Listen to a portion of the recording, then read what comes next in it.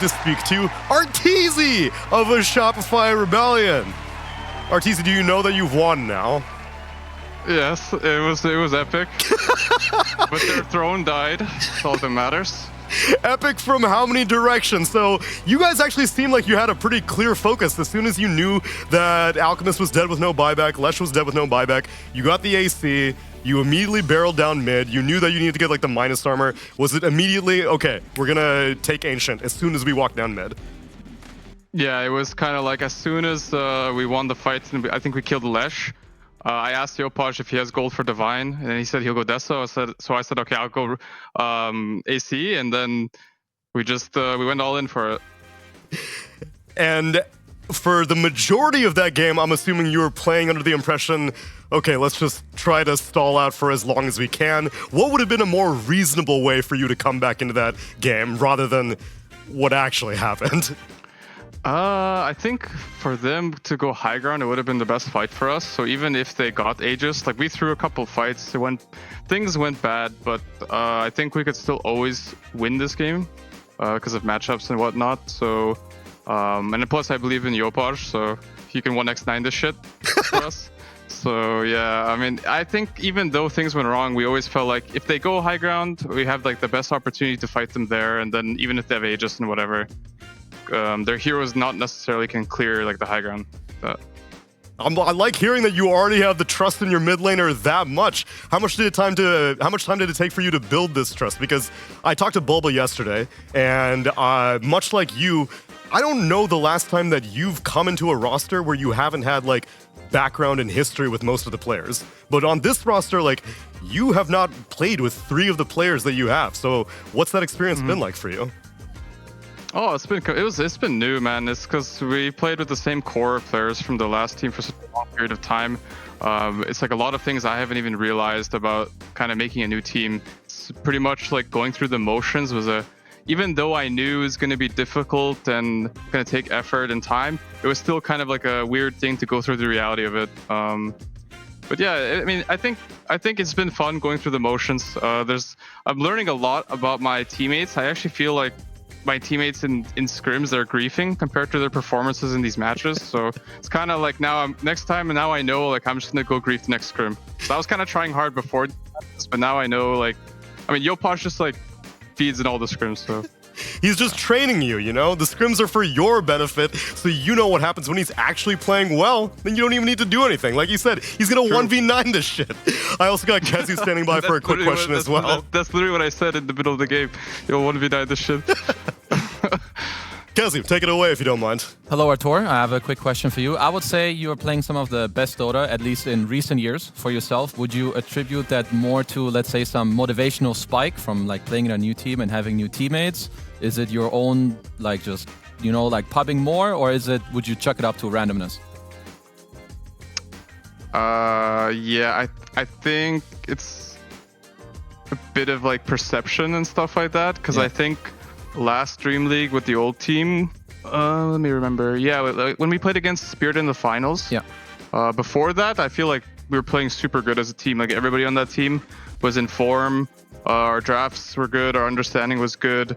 So I think it has to do with mostly like people look good when they play the heroes they know how to play, and like the team knows everybody kind of knows their job. Yeah. And like propel each other up. There's no I in like team, so usually if one guy is playing good and 4 people are playing bad, it's not necessarily, it doesn't mean that one person is just like way better than his allies or whatever the case. So I mean, it's a bit of randomness, I would say. Yeah. Okay, and then we have a clip for you from the game end. I'm sure you already talked a little bit about it, but I'm sure the viewers would love to know what goes through your mind, like from this clip that you can see on Discord. Maybe you can talk a bit about like your point of view. When I saw this Alk run in without BK, I think we knew his BKB wasn't up, so he just kind of gifted us this like free fight. So like, okay, nice. And then when they bought back, I was like, dude, just kill them. These guys can't even like, it takes so long for them to get here. So I'm just like right clicking. I'm like, just keep fighting. Don't back up.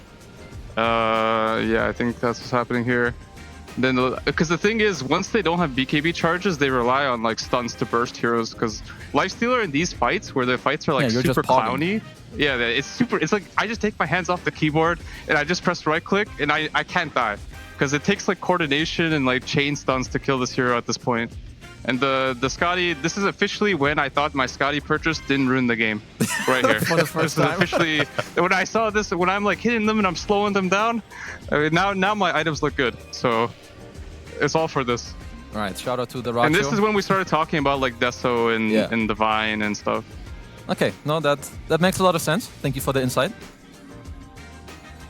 And one last question before I let you go, Artur.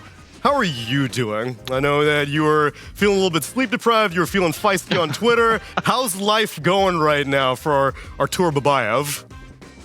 I mean, generally it's going pretty good. I've had this like really bad neck sprain for a while. I don't know what to do about it. I've been going to like massages to help on my like shoulder and my neck, but it's been rough to sleep. I've even changed like pillows. We got a new mattress for one of our beds as well. So I've been just trying to figure out kind of the root cause, because my posture is quite shit, like in all honesty, but I still feel like it can't be that bad, you know. It's like it can't be that bad, I thought. But so I've been trying to make some adjustments. Sleeping's been hard though. But Do you still play with your legs up on your chair, or you've stopped that habit? It depends on my like mood. It depends also of the game state. You know, if in the Medusa game at some point, I'm pretty sure I just raised my feet up on the desk. I was like, this game is just shit. I'm done. So it depends on the game state, I think. All right, and then one last question before I let you go, Arteezy. You know I love asking you for what music you've been listening to recently. What's been on rotation in your playlist that you have recommendations for? Listening to Kanye's new album. Vultures, all right.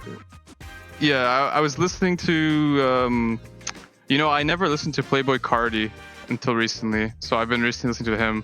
Is it because you were, was it before, was it after your time? Were you too old for Carti at the time? It's like one generation younger than you? I guess so. I just never really vibed with that kind of music before, but now I don't know. My music taste is very random. Sometimes I'll be listening to some random like rock. I'll be listening to some random. It just depends. Like last month I was listening to K-pop a lot of Twice. A couple of months ago I was listening to some like rock kind of metal-ish. So I think I just burn out of music real fast, and then I just try to switch it up, then I go back. I think my K-pop rotation is next month though. It's probably soon. I'll be waiting. Arteezy, thanks as always for taking the time to speak to us. Congratulations on a very absurd win of Dota, and best of luck in the rest of DreamLeague. Yeah, we probably didn't deserve this one, I'll be honest, but thank you. All right, see you later, guys. Admitting it is the first step. We'll see you later.